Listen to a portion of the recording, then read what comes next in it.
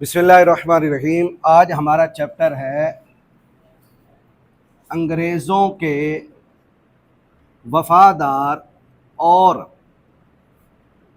तनख्वाहदार मौलवी हजरात। बार बार नीचे कमेंट में आ रहा है आपका आला हजरत अंग्रेज़ों का वफ़ादार है, आपका आला हजरत अंग्रेज़ों का वफ़ादार है, उसने ये किया वो किया, हिंदुस्तान को दारुस सलाम होने का फतवा दे दिया, जबकि ये दारुल हरब है। ये है दारुल सलाम और एक क्या है दारुल हरब। दारुल इस्लाम नहीं है जी, दारुल हरब है। दारुल ईमान नहीं है, दारुल हरब है। मैं इंशाल्लाह पूरा एक लेक्चर रिकॉर्ड करवाऊंगा कि हिंदुस्तान दारुल इस्लाम है या दारुल हरब है। और आला हजरत के फतवे को वो समझ नहीं सके, कुछ छोटे छोटे दिमागों वाले मौलवी, और चले आला हजरत को अंग्रेजों का वफादार साबित करने के लिए।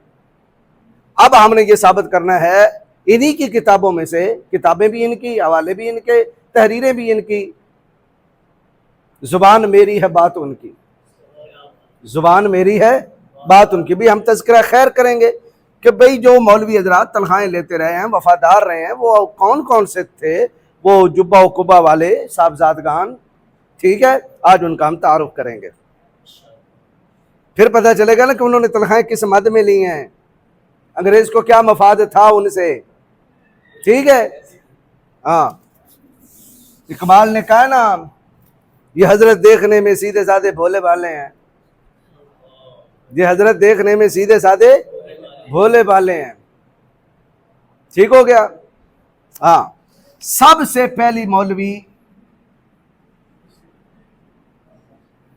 सबसे पहले मौलवी का नाम क्या है जी? इस्माइल देलवी, साहिब तकवियतुल ईमान, साहिब सिरात मुस्तकीम। शाह इस्माइल देलवी के हालात जिंदगी पर जो जो किताबें लिखी गई, उनमें एक किताब है हयात तैयबा, और लिखने वाला है मिर्जा हैरत देलवी, मिर्जा हैरत देलवी। और दूसरी किताब एक और लिखी गई जिसका राइटर है सवाने अहमदी के नाम से जाफर थानेसरी, थानेसर का रहने वाला था। अच्छा जी, हम हयात तैयबा से कुछ इक़्तिबासात पढ़ेंगे, और ये छपी है मिर्जा हैरत देलवी की किताब इस्लामी अकादमी नाशरान कुतब उर्दू बाजार लाहौर से। ठीक है, आइए हम जरा पढ़ते हैं कि इसके अंदर क्या क्या लिखा। सफ़ा 310 के अंदर ये मौलवी साहब लिखते हैं, गवर्नमेंट खुद जानती है, गवर्नमेंट से मुराद कौन सी गवर्नमेंट? अंग्रेज, क्योंकि ये मिर्जा हैरत देलवी जिस जमाने में किताब लिख रहा है, ये जमाना कौन सा है? अंग्रेज।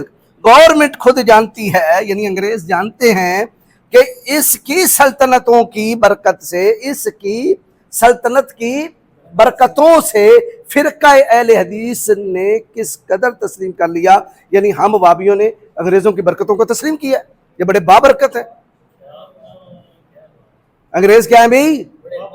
जो पूरे हिंदुस्तान को खा गए और सारा सोना इकट्ठा करके वो यूरोप के अंदर ले गए, किताबें लाइब्रेरियां की लाइब्रेरियां ले गए, इधर मदारिस दीनी तबाह कर दिए, उलमा को फांसियां लगा दी। लेकिन फिरका अहले हदीस को बड़ी बरकत मिली है। वो कौन सी बरकत है, जरा ये बता दे। हाँ जी, अंग्रेज सरकार की तरफ से जो मालो मता मिला और शम्सुल उलमा के अलकाब मिले, कुर्सियां मिली, कोठियां मिली, और जनाबे वाला तनख्वाहें बकायदा मिली, पेंशन मिली, ये बरकतें हैं भाई।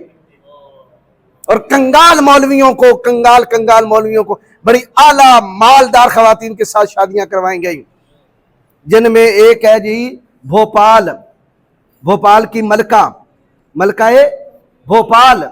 इसकी शादी जब ये बेवा हो गई, अंग्रेज जमाना है, इसकी शादी एक मौलवी साहब से कराई गई जो खुद कंगले थे, सदीक हसन खान भोपालवी। इस मौलवी साहब के साथ जब शादी हुई मलका की, ये मालदार हो गया, और मालदार होके सबसे ज्यादा हिंदुस्तान में वहाबियत को और अहले हदीसों को तकवियत देने वाला ये मौलवी है। फिर इसने तर्जुमे लिखे, किताब में लिखी, बहना सी ने, और क्या करना, तनख्वाह तो अंग्रेज सरकार से मिल रही थी, और पूरी फिर भोपाल सल्तनत की मलका इसके निकाह में थी। नौकर चाकर आगे पीछे दाएं बाएं। अच्छा जी, गवर्नमेंट खुद जानती है कि इसकी सल्तनत की बरकतों को फिरका अहले हदीस ने किस कदर तस्लीम किया। अच्छा, मन गए ने ऐसी फिरका फिरकाए अहले हदीस, जमाती अहले हदीस का लफ्ज नहीं है। फिरका अहले हदीस ने किस कदर तस्लीम कर लिया है और इसके कैसे फर्मा बरदार मुती, हाय हाय हाय, अंग्रेज के क्या है, फर्मा बरदार मुती, इताअत करने वाले इस ग्रोह के लोग हैं, यानी फिरका अहले हदीस के ग्रोह के लोग हैं। इन पर क्या हिंदुस्तान के कुल मुसलमान अपनी गवर्नमेंट का साथ देते हैं, यानी असी थे कि पूरा हिंदुस्तान अंग्रेजों का साथ देता है। सारे बिके हुए हैं, हम सारे बकाऊ माल हैं, जो हमारी अंग्रेज सरकार कहेगी हम तो वही करेंगे। इल्जाम किस पे लगा रहे हैं, इमाम अहमद रजा पर, ये इनके घर की गवाहियां हैं। और कभी इन कार्रवाइयों में शरीक नहीं होते, कभी उन कार्रवाइयों में शरीक नहीं होते जो गवर्नमेंट के खिलाफ समझी जाती है, यानी ऐसी अंग्रेजों के खिलाफ कोई काम करते ही नहीं। एक हवाला आ गया, लो दूसरा हवाला, मौलवी इस्माइल देलवी साहब जगह बेजगह जो है वो वाज किया करते थे, कभी इस इलाके कभी इस इलाके कभी इस इलाके, बड़ी जुबान तेज सी वाइजाना बातें। जिस तरह ये देख लें इस फिरके के अंदर बड़े बड़े मौलवी ऐसी लच्छेदार तकरीर करेंगे। लिखता है, यही आयत तैयबा है और सफा है 231 कि मौलवी इस्माइल साहब ने यह ऐलान दे दिया था कि सरकार अंग्रेजी पर न जहाद मजहबी तौर पर वाजिब है, ना हमें इससे कुछ मुखासमत है, ना तो हम इनके साथ लड़ें, कोई वाजिब थोड़ी है, और ना ही हमारी इनके साथ कोई लड़ाई है। ये इस्माइल देलवी कब फौत हुआ जी, 1831 में, और जंग आजादी लड़ी गई है 1857 में। 57 से पहले 1831 गुजरा है, 31, 41, 51, 20 ये हो गए, 26 साल पहले ये इस्माइल देलवी फौत हुए, और अपने जमाने में क्या बतवा दे रहे हैं, अंग्रेज गवर्नमेंट के खिलाफ लड़ना ना कोई वाजिब है, ना हमारी उनसे कोई लड़ाई है। पता चला ये वजीफा खोर पुराने हैं, ना हमें उनसे कुछ मुखासमत है, हम सिर्फ सिखों से अपने भाइयों का इंतकाम लेते हैं। हम किनके खिलाफ लड़ना है जी, सिखों की गवर्नमेंट किधर थी, अब मिटाओ, मैं नक्शा बना के आपको देता हूं। ये देख लें जी, मैं एक मिसाल दे रहा हूं, आप पूरा, ये पाकिस्तान है, ये हिंदुस्तान है, ठीक है, ये सारी कुछ रियासतें हैं वगैरह वगैरह। तो ये है पंजाब, आधा उधर है मशरकी पंजाब और आधा इधर है मगरबी पंजाब। आपको पता है पंजाब के 2 टुकड़े हो गए। अच्छा, ये जो पंजाब है ना, ये पंजाब सिखों के कब्जे में था जब अंग्रेज हिंदुस्तान में आ रहा है। पंजाब किन के कब्जों में है, और मध्य मुकाबल कौन है उस वक्त जी, रंजीत सिंह, रंजीत सिंह और इसकी औलाद ये हुक्मरान बनी है। अच्छा, अब इनकी गवर्नमेंट किधर है जी, पंजाब में। तवज्जो कीजिएगा, पंजाब से इस पार क्या है जी, इस पार क्या जी, जिसको आज क्या कहते हैं खैबर पख्तूनख्वा, इधर क्या है जी, ये सारा क्या है जी, सिंध। तवज्जो है, लड़ना किसके खिलाफ है, पंजाब के, लेकिन ये पूरी किताब बताती है जा सरहद पठाना ना जा लड़े। अभी हवाले आएंगे। और इधर अंग्रेज क्या हो रहा है, पूरे हिंदुस्तान में काबिज हो रहा है, यहां तक आ चुका है। तो जो परदेसी हैं, जो जिनका देश ही नहीं है, अंग्रेज, बजाय उनके लड़ने के किन से लड़े हैं, किन से लड़े हैं भाई, बकौल इनके किन से लड़े, सिखों से लड़े, और सिखों से लड़ने का पूरा इख्तियार और रुपया अंग्रेजों ने दिया है। अंग्रेजों का रास्ता सीधा किया कि आओ पंजाब में, जो शहीद नजद था वो कतील तेगे ख्यार है, जो दिल में था उसके गाँव खर तो जुबान पे चूड़ा चमार है। अब बात समझ आ रही है, मरे कहां, इधर सरहद की तरफ बालाकोट इधर मरे हैं, और किन के हाथों मरे, पठानों के हाथों। फिर अब पता तो चल गया पठान, नहीं जी वो पठान सिखों के हक में थे, वो सिखों के साथ मिल गए थे, भाई तेरी जुबान है, तेरा अखबार है, जो मर्जी बयान दे दे। उसे कहा, मौलवी इस्माइल ने कहा, हमें अंग्रेजों से कोई मुखासमत नहीं है, इनके साथ कोई जहाद वाजिब नहीं है, हम तो सिखों के खिलाफ लड़ने जा रहे हैं। और लड़े कितने जी, सरहद, वो आएंगे, वो सारी तफसीलात आएंगी। ये जी कौन है जी, इस्माइल देलवी, ये मुरीद है, और इसके पीर का नाम है जी सैयद अहमद बरेलवी। लफ्ज़ बरेलवी आ रहा है ना, एक मुनाजरे में बार बार वाबी कह रहा है सैयद अहमद बरेलवी, सैयद अहमद बरेलवी, ताकि सुनने वाले पता लगे ये बरेली दा ही कोई सी इन्हां दा अहमद रजा। ये और बरेली है, राय बरेली। दो बरेलियां हैं हिंदुस्तान में, राय बरेली और बरेली। और ये कहां का रहने वाला है? राय बरेली। और फिर ये मुरीद, ये पीर है किसका? तो किस तरह मुनादरों में वो चक्कर दे रहा था, वो बरेलवी ये लिखता है। पूरा पढ़े ना, सैयद अहमद बरेलवी पीर इस्माइल देलवी ये लिखता है, तो कट्टा खोल जावे। धोखे देने नहीं इन्होंने। ये कहां का रहने वाला जी? अब ये राय बरेली ने क्या किया, अंग्रेज आपको पता है वो रियासतें फतह करता वो आ रहा था, कभी किसको नवाब को, कभी किसी नवाब के खिलाफ लड़ा दिया, लालच दे दिया, वो उसकी फौज उसमें गद्दार पैदा कर दिए, उसको उसके साथ लड़ा दिया, इलाके पे इलाका फतह। एक आदमी है अमीर खान, अमीर है, इसको बिफरा हुआ शेर कहते थे खुद अंग्रेज। ये समझ लें अमीर खान अपने जमाने में दूसरा टीपू सुल्तान था अंग्रेजों के खिलाफ। लेकिन ये सैयद अहमद बरेलवी जो पीर के रूप में था, इसने अमीर खान को बड़े शीशे में उतार के अंग्रेजों से सुलह करवा दी। किससे? तो अंग्रेजों के वफादार मौलवी कौन हुए हैं? और इस्माइल देलवी। अब पूरी बात सुनिए। 1231 हिजरी, कौन सा है? 1231 हिजरी। आज कौन सा है? 1448 हिजरी। कितने साल हो गए जी? 217 साल पहले की बात है, 217 साल पहले की बात है। ये हमारे हीरो बनाए जा रहे हैं मुतालिया पाकिस्तान में। लिखता क्या है? 1231 हिजरी तक सैयद अहमद साहब अमीर खान की मुलाजमत में रहे, नौकर रहा इसका। मगर एक नामवरी का काम आपने ये किया कि अंग्रेजों और अमीर खान की सुलह करा दी। अच्छा जी, और आप ही के जरिए से जो शहर बाद अजा दिए गए, अंग्रेजों शहर मिले ने इस सुलह की वजह तो दिए गए, और जिन पर आज तक अमीर खान की औलाद हुक्मरानी करती है, देने तय पाए थे। लॉर्ड हेस्टिंग, किदा ना है? अल्लाह दे वली दा ना है। लॉर्ड हेस्टिंग सैयद अहमद साहब की बेनजीर कारकर्दगी से बड़ा ही खुश था। हाय हाय हाय हाय।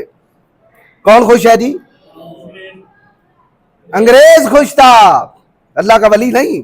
अच्छा जी, दोनों लश्करों के बीच में एक खैमा, इधर लश्कर अमीर खान का है और इधर लश्कर किसका भाई?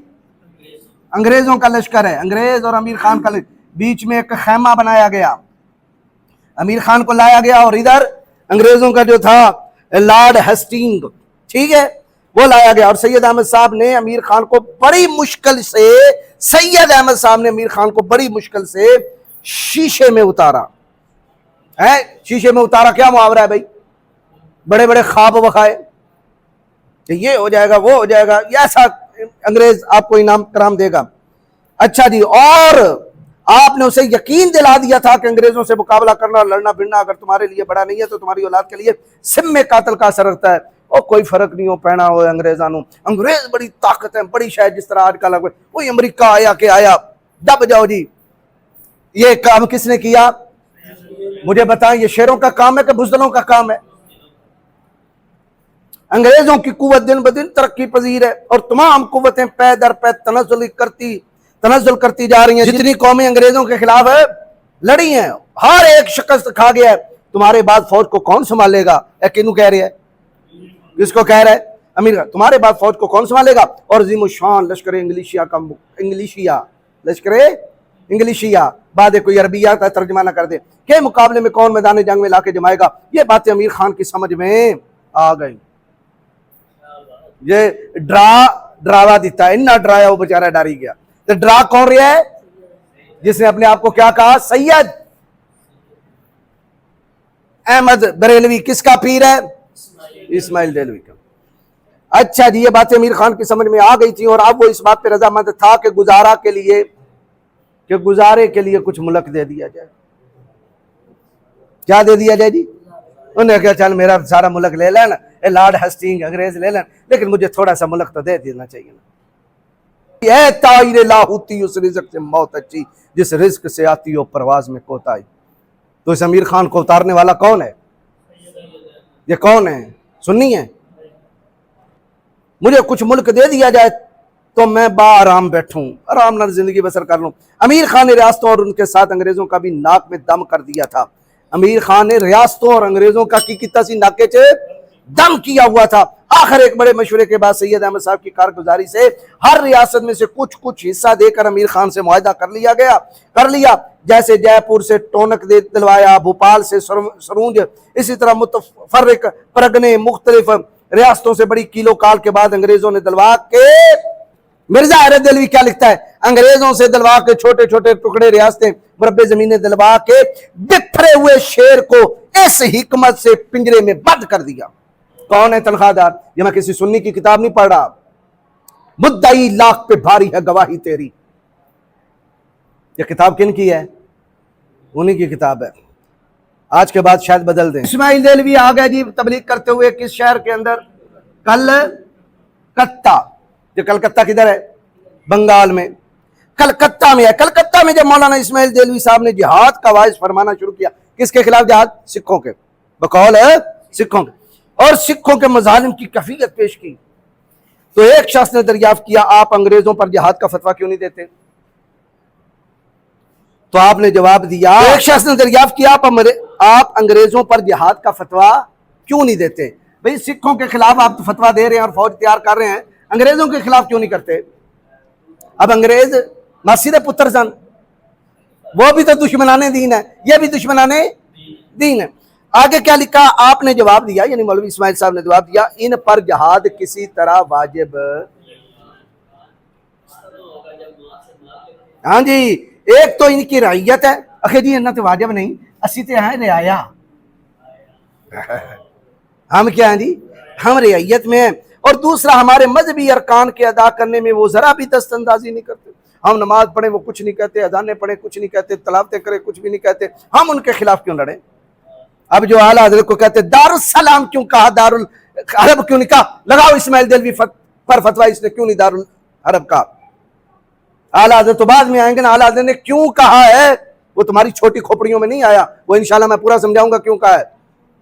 लेकिन इस्माइल देलवी क्या कह रहा है कि हम अंग्रेजों के क्या है?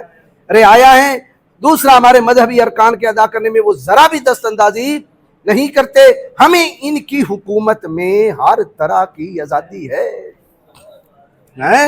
बल्कि अगर इन पर सुने, बल्कि अगर कोई इन पर हमलावर हो जाएगा, किन पर? अंग्रेजों पर, तो मुसलमानों पर वाजिब है, फर्ज है, उससे लड़ पड़े। हाय हाय हाय हाय, क्या बात! मुसलमान लड़ेंगे क्यों? तुम अंग्रेजों से लड़े हो, उससे लड़े और अपनी गवर्नमेंट पर आंच ना आने दो। हाय हाय हाय, कैसी वफादारी है। अभी तो एक मौलवी कड़े है, मैं बाद में बताऊंगा कितने कितने मौलवी आ रहे हैं, एवं 600 रुपया नहीं मिलता, हलाल कर रहे हैं भाई, हलाल कर रहे हैं। ठीक हो गया जी? कितने हवाले हो गए? ये सफा मैंने बताया 423। ये मौलवी साहब 431 सफा है, 430 से इबारत शुरू हो रही है। कौन सी किताब है जी? हयाते तैयबा। 430 से इबारत शुरू हो रही है, 431 पे खत्म हो रही है। वाकया यूं है कि अपने मुरीदों को हर शहर में ये इसने भेजा, जाओ जिहाद की तैयारी, मुजाहिदीन बनाओ। ठीक है, वो लोग जुड़ते गए भी जिहाद करना है भाई, जिहाद के लिए कौन सा मुसलमान नहीं निकलता है जी? ये गाजी, ये तेरे पुरस्कार बंदे जिन्हें तूने बख्शा है ज़ौक़े खुदाई, ज़नीम इनके ठोकर से सहराओ, दरिया सिमट कर पहाड़ इनकी हैबत से राय। लेकिन वो बेचारे भोले भाले इन मौलवियों के हत्थे चढ़ गए जो अंग्रेजों के वफादार थे। अच्छा, अब क्या हुआ? अक्सर शहरों में वाज होने शुरू हो गए तो लोगों के दिलों में तहरीक फैल रही थी। अब आम तौर पर ज़ाहिर होने लगी और सैयद अहमद साहब के पास मुजाहिदीन जमा होने लगे। सैयद अहमद साहब ने मौलाना शहीद यानी इस्माइल देलवी को मशवरा से शेख गुलाम अली रईस अलाहाबाद एक इलाका है, उसका जो रईस था उसका नाम है शेख गुलाम अली की मार्फत, यानी वे शेख गुलाम अली ने पाया। इस मौलवी के कहने पे, यानी पीर के कहने पे इस्माइल देलवी ने शेख गुलाम अली से कहा, क्या करना जी? लेफ्टिनेंट गवर्नर मुमालिक मगरबी शुमाली, यानी हिंदुस्तान के मगरब शुमाल की तरफ जो गवर्नर था, अंग्रेज गवर्नर था, उस की खिदमत में इत्तला करें कि हम लोग यानी अंग्रेज को बताएं जाके कि हम लोग हम लोग सिखों पर जिहाद करने की तैयारी को हैं, सरकार को तो इस पर कुछ इतराज नहीं है। इबादत भी की तो किन की इजाजत से? जिहाद क्या है भाई? अच्छा जी, आगे से गवर्नर ने साफ लिख दिया हमारी अमलदारी में अमल में दखल ना आए। हमारे जिस इलाके में हमारा कब्जा है और हम राज कर रहे हैं, हमारी अमलदारी में अमन में खलल ना पड़े, हमें कुछ सरोकार नहीं, ना हम ऐसी तैयारी के माने हैं।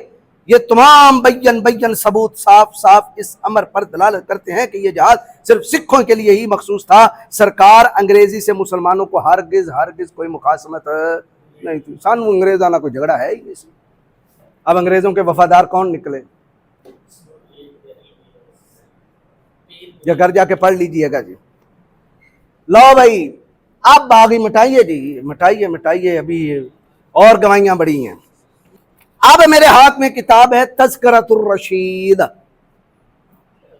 तज़किरतुर रशीद, मौलवी रशीद अहमद गंगोही, इसकी तज़किरतुर रशीद है। अब चूंकि आप पीछे फतवा पढ़ चुके हैं कि अगर कोई अंग्रेजों के खिलाफ लड़ा तो हम पर वाजिब है कि हम उसके, बस 1857 आ गया, जंगे आजादी, जंगे पूरा मुसलमान और फिर हिंदू भी मिल गए ना, अंग्रेजों के खिलाफ लड़ाई शुरू हो गई। लेकिन इन मौलवियों को तो अपने बड़े का फतवा याद था और साथ क्या थी भी थी, तनख्वाहें चल रही थी, लिहाजा कुर्बान जाएं।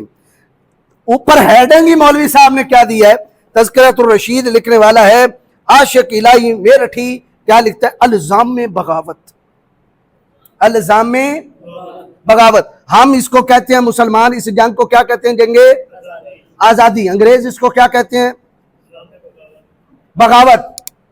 यानी उनके खिलाफ बगावत की ना मुसलमानों ने, अंग्रेज बगावत कहते हैं और हम क्या कहते हैं, जंगे।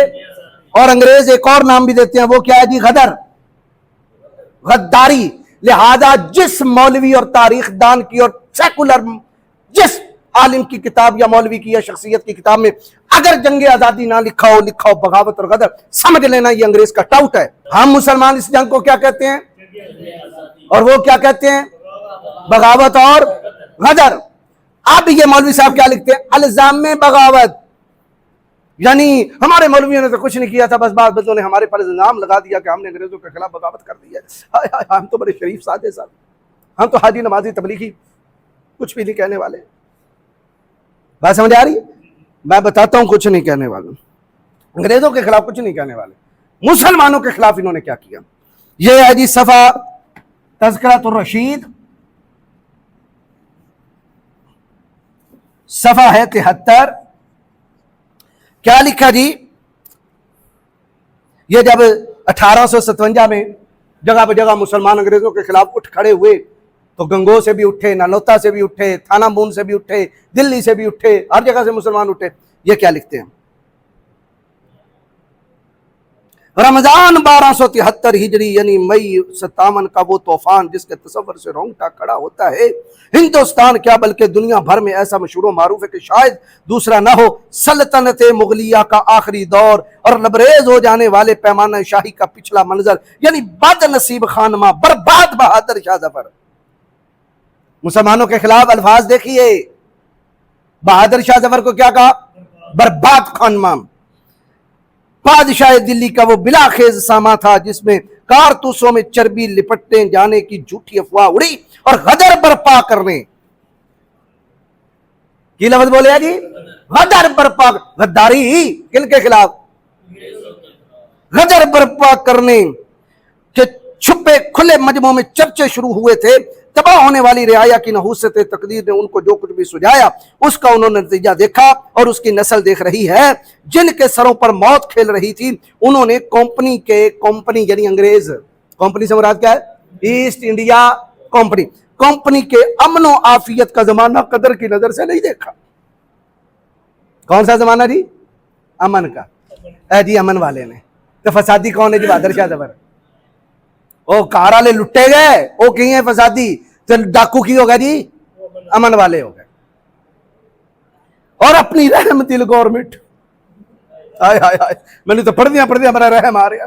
और अपनी रहम दिल गवर्नमेंट के सामने बगावत का आलम बुलंद कर दिया, कायम किया। फौजें बागी हो गई, हाकिम की नाफरमान बनी। हाकिम की नाफरमान बनी किसकी? अंग्रेजों की। और कत्लो कताल का बंद बाजार खोला और जवां मर्दी के गुरूर में अपने पैरों पे खुद कुल्हाड़ियां मारी। अगला सफा जी, अगला सफा। अच्छा जी, गवर्नमेंट ने बागियों की बगावत के बायस अपना अमन उठा लिया। उन्होंने बगावत होगी, असी अमन किलो देंगे, उठा लिया। और बजरिया इश्तिहार आम इतला दे दी गई कि अपनी अपनी हिफाजत हर शख्स को खुद करनी चाहिए। इसलिए आप एक मौलवी साहब देखो लोग आ गए, इसलिए कि चूंकि आप हमारे दीनी सरदार हैं तो आप नज़्म हुकूमत का भार अपने सिर पे उठा लें और हमारे फैसले कर दिया करें, क्योंकि हुण अंग्रेजा ने साढ़े तुकी चुक लिया, हाथ चुक लिया।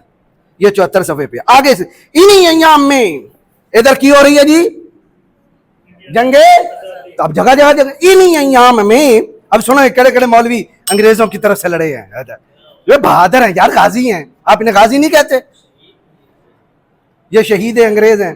क्या लिखा जी इन्हीं अयाम में आपको उन मुफसिदों से मुकाबला भी करना पड़ा जो गौल के गौल फिरते थे। फसादी टोले निकले हुए सन, गौल के गौल, लश्कर के लश्कर वो हमला करते थे, तो इन बेचारे मौलवियों को भी लड़ना पड़ा, सामना हो गया। हिफाजत जान के लिए तलवार अलबत्ता पास रखते थे और गोलियों की बौछार में बहादुर शेर की तरह निकले चले आते थे। एक मरतबा ऐसा भी इत्तिफाक हुआ, हजरत इमाम रब्बानी, इसको क्या कहते हैं जी? हजरत देखना इमाम रब्बानी, तो वेख इमाम रब्बानी और अपने रफीके जानी कासम ननोतवी, कासम जिसको मिर्जा कहता है। मिर्जे ने क्या कहना है, खुद इन्हीं की किताबों में लिखा है। एक दिन रशीद अहमद गंगोई ने ख्वाब देखा कि कासम ननोतवी दुल्हन बनी हुई है, मैं दूल्हा बना हुआ हूं। अच्छा, फिर एक मेला हुआ, बड़ा उर्स हुआ। उस मेले में इज्तिमा में देवबंद के अंदर एक चारपाई बिछाई गई। रशीद अहमद गंगोई ने कासम ननोतवी से कहा जरा लेट तो जाओ, जरा लेट जाओ। तो इसने कहा शर्मा के मियां लोग क्या कहेंगे, लोग क्या कहेंगे। फिर हजरत ने यूं हाथ फेरा जिस तरह मियां अपनी जनानी को हाथ फेरता है। ये लिखने वाला मैं नहीं हूं, अशरफ अली थानवी है खुद, अरवाए सरासा के अंदर। मियां लोग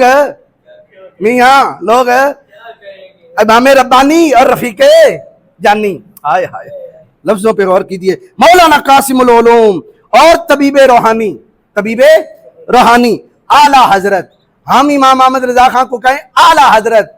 ओ जी, ये तुम्हारे आला हजरत हैं, नबी पाक साहब से बड़े आला हजरत हैं, सारे साहबा आला हजरत हैं। तुमने इसको ये भी लिखा हुआ है आला हजरत। अभी सब्र करो, मैं बताऊंगा कितने आला हजरत हैं। आला हजरत हाजी साहब मनेज हाफिज जामन साहब, हाफिज जामिन साहिब के हमरा थे कि बंदूकचियों से मुकाबला हो गया। दलियों जो फसाद करने वाला ग्रोह था, उनके हाथ में क्या थी? बंदूकें थी। मुकाबला हो, ये नमर्द आजमा दलेर जत्था, सुनिए सुनिए सुनिए, ये ग्रोह नबर्द आजमा दलेर जत्था अपनी सरकार के मुखालिफ, पे गौर कीजिए यार, अपनी सरकार के मुखालिफ बागियों के सामने से भला कोई भागने वाला था? वो जरा टोला आया सी भाई, किन का था असल में? मुजाहिदीन जंगी आजादी थे ना, ये किसके खिलाफ लड़ रहे थे भाई?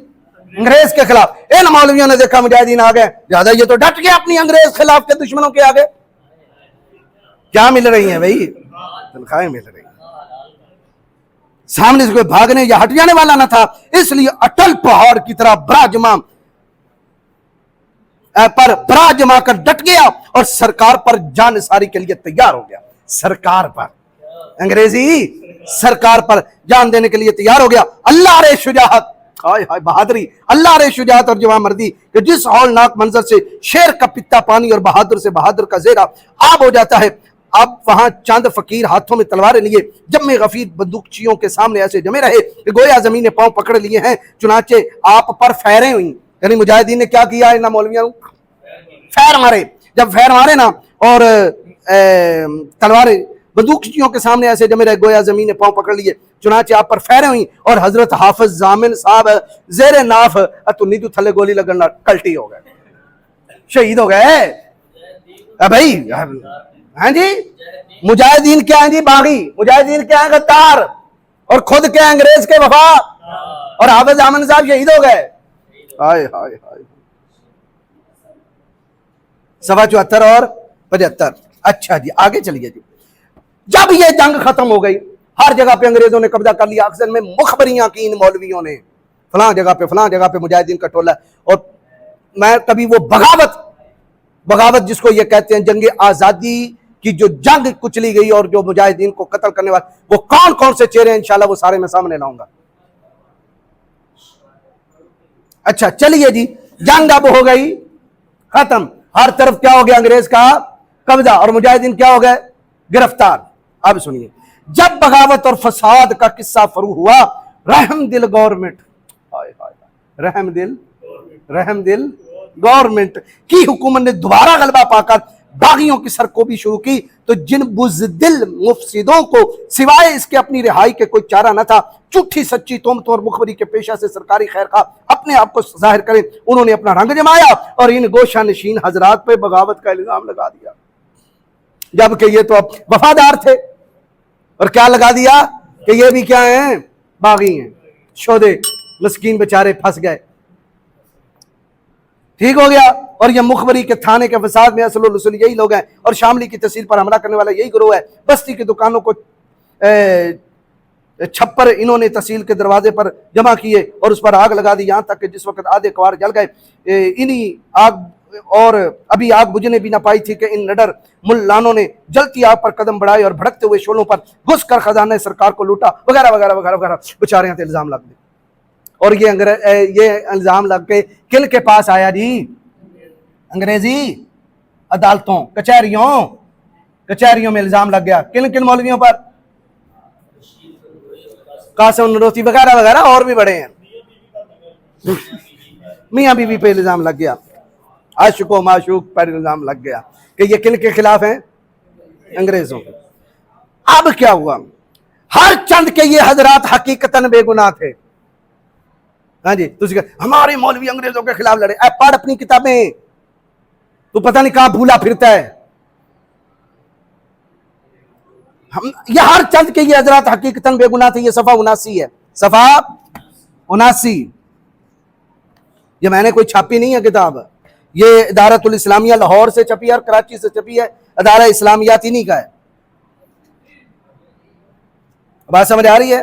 ये 1986 की किताब छपी हुई है मेरे पास जो है।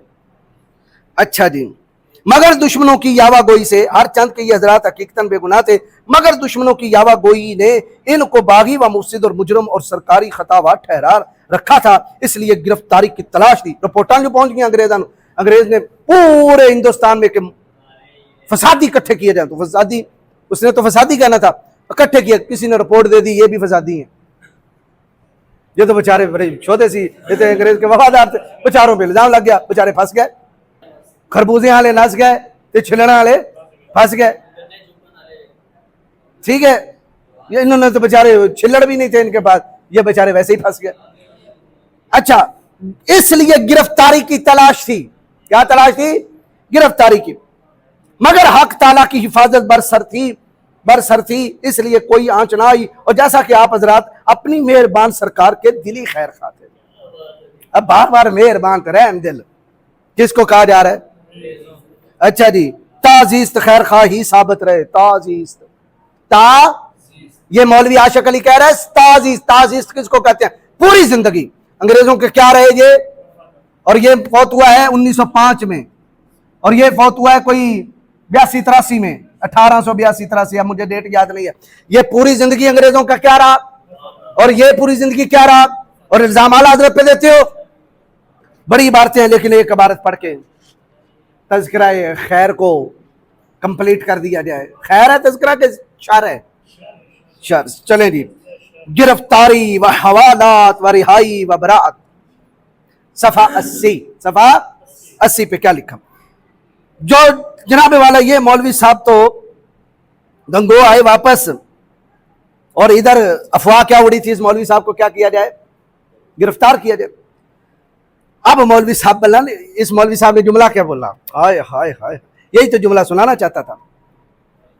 कहता है वो तकवियतुल ईमान वाली इबारत भी ज़हन में रखिएगा, रसूल के चाहने से जिसका नाम मोहम्मद और अली है वो किसी चीज का मुख्तार है नहीं। अच्छा, ये ज़हन में आ गया।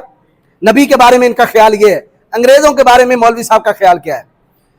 जब हकीकत में, मौलवी साहब बोले, जब हकीकत में सरकार का फरमा बरदार हूं, सरकार का, अंग्रेजी सरकार का फरमा बरदार हूं, तो झूठे इल्जाम से मेरा बाल भी बीका ना होगा। अगर मारा भी गया तो सरकार मालिक है, नबी मालिक कोई नहीं, नबी के चाहने से कुछ नहीं होता। पर अंग्रेज क्या है? ये तो हमारा मालिक है, मौला है, क्योंकि पैसे किसकी पास जेब से आ रहे हैं। अच्छा, मारा गया तो सरकार है, मालिक है, उसे इख्तियार है जो चाहे करे। और नबी को कोई इख्तियार है? वो मानने तो मुशरक हो जाएगा और अंग्रेज को मानने से ये मुवाहिद हो जाएंगे। ये मैंने क्या पढ़ा? तज़किरतुर रशीद। बड़ी इबारतें इसके अंदर, बड़ी बड़ी इबारतें, मैं आपको क्या क्या सुनाऊं। बहरहाल, अच्छा जी, रशीद अहमद गंगोई रिहा कर दिए गए जी, रिहा हो गए। उन्हें दसिया जी मेरा तो मुफ्सिदों के साथ और बागियों के साथ कोई राब्ता ही नहीं है, मैं तो आपका फरमा बरदार हूँ। ठीक हो गया, ये मौलवी साहब रिहा हो गए। कितने मौलवी आ रही हैं?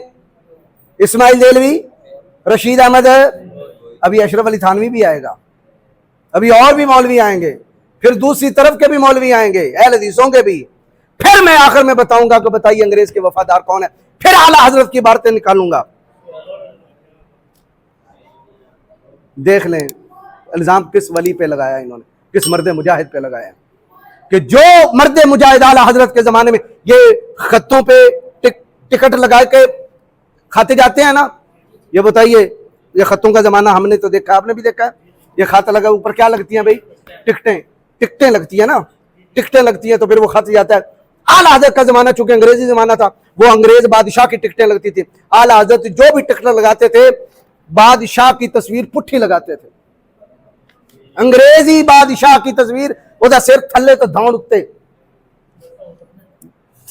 ठीक हो गया, धौन यानी गर्दन ऊपर और सारे नीचे करते थे। और पूरी जिंदगी एक बार भी कचहरी में नहीं गए। फिर मैं इन्हें अदालत ही तस्लीम नहीं करता। और तुम उन्हें कहते हो जी वो अंग्रेजों के हक में थे और फतवे देते थे। वो दारुस्सलाम वाला, दारुल हरब वाला तो तुम्हें मसला समझ में नहीं आया। इंशाल्लाह वो मसला भी मैं इनसे मुखातब हो रहा हूँ जो सुन रहे हैं, सुनेंगे तो इंशाल्लाह वो मसला भी मैं समझाऊंगा कि दारुल हरब, हिंदुस्तान दारुल हरब है या दारुल सलाम है, वो भी इंशाल्लाह पूरा फतवा आ जाएगा। लेकिन आज के लेक्चर में हमने पढ़ा 2 मौलवी, ठीक है, बल्कि 4 मौलवी हो गए ना, सैयद अहमद बरेलवी, इस्माइल देलवी, रशीद अहमद गंगोई मियाँ और कासिम ननोतवी दुल्हन।